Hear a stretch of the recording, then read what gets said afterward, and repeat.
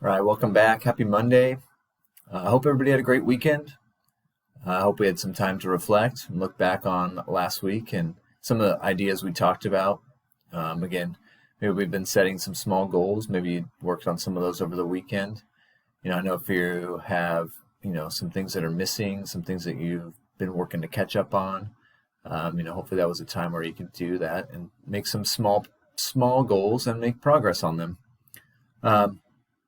This week, we're going to look at some different topics again, and I'm going to try and make it a little bit like last week's, where I'm going to try and ask you to look around and reflect and look around you at what you have. We were really talking about bouncing back last week and figuring out how do we do that. 2020 was tough. 2021 doesn't magically make everything better. I think sometimes we feel that way with a new year. And this year especially it's not true. Just the change of the calendar is not just going to change everything in our lives instantaneously.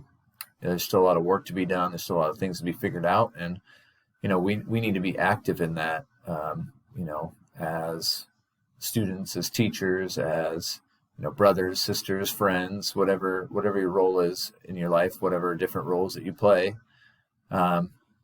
It's important for you to be trying to find how you can bounce back. And so this week, one of the things that I think the overall theme is kind of going to be is that you need to get better at being okay when life isn't. And that statement may sound kind of simple, but how are you going to be okay when life isn't? It's not always going to be perfect. Again, and that doesn't matter at any point in life. And, no matter how much money you have, no matter how much education you have, no matter how many tools you have in your tool belt, there's still going to be things that go wrong, and there's going to be frustrations. And how do you find a way to be okay with that? So that's what I want you to think about today, and try and look around and think about the people in your life who help you through that. How are you able to handle stress? How are you able to handle things that are thrown at you? And I know these are things that we talked about before, and we kind of gave some strategies and things, but now it's time to really look at it from your perspective and figure out, what is it that you are going to do to handle those times. One thing, I like to look back a lot at the coaches I had in my life. I had a lot of great teachers, but I had some good coaches too. And one of them, he wrote these kind of 10 things to remember. He was my basketball coach in high school, and a chunk of them had to do strictly with basketball. But one of the 10, kind of his 10 rules to remember, one of them was you need to know how to execute with patience. Now, when that was specific to basketball, that meant executing plays and playing good defense and doing all those things and being patient about it. But I think it carries over into life, and I think that's what one of the great things about sports is, and about physical education and being on teams can usually be.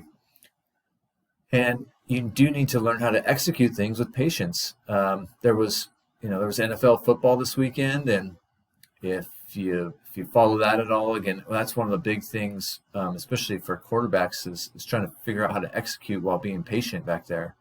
It's easy to get impatient. Things aren't quite going your way.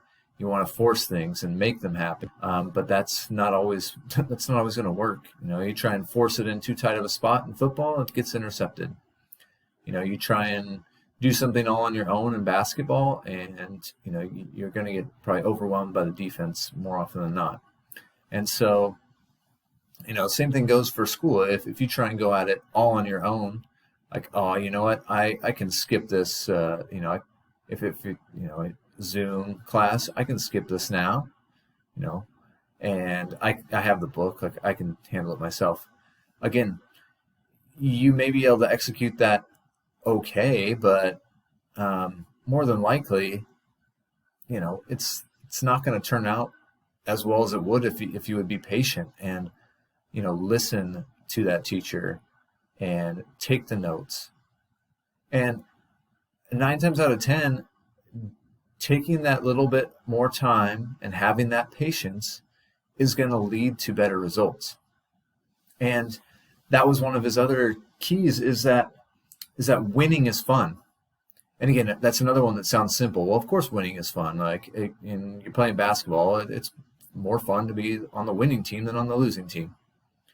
I think there's valuable lessons when you lose, and you can grow from it, and you should look at where you can go from those losses. But overall, I mean, can't lie, winning is more fun, whether that's in games and sports, and it's also more fun in school to be winning, getting good grades. And then lastly, it's also more fun in life to be winning and doing well and feeling happy. But again, you're going to have some patience to allow those things to happen sometimes. And you're going to have to find ways to be okay when things aren't okay. And so, I think you need to look at those items and just try and figure out, again, what role you can play for other people in helping them, execute things with patience and helping them win. But then also, how do you do those things for yourself? How are you going to go about, having some patience with COVID and lockdowns? What are you going to do? You have to find a way to get through it right now.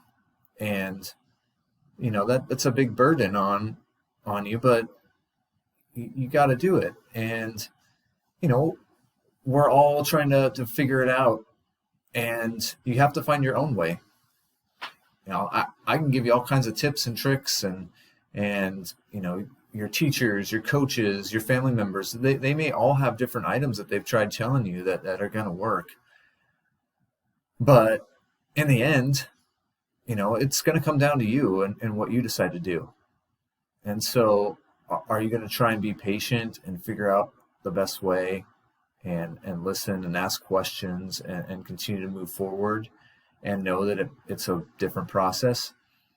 And then, are you going to just try and remember that, winning is fun. And, if I'm getting a report card with straight A's, that's more fun than getting one that's not. And so, you got to have some drive to do that. And so later on this week, we're going to kind of look back on this stuff a little bit. And then we're also going to look at grit. I'm reading a book right now titled Grit by Angela Duckworth, and we'll talk a little bit about some of her studies that she did in terms of the psychology of the term grit, and we'll look at what that means. And, I think right now is a time where everybody needs to be gritty. I've had some friends say that it's kind of a buzzword right now. It's grit in sports, grit in life, grit in, in business, whatever it might be. But, it's a word that really has a lot of meaning right now when we're trying to reach this goal of the overarching goal of the week, which is to get better at being okay when life isn't. And so, we want to continue to bounce back in this new year, and we want to get better at some of these things. And again, it's not always as simple as just laying out a plan. So, we've laid a foundation, and now we're trying to build your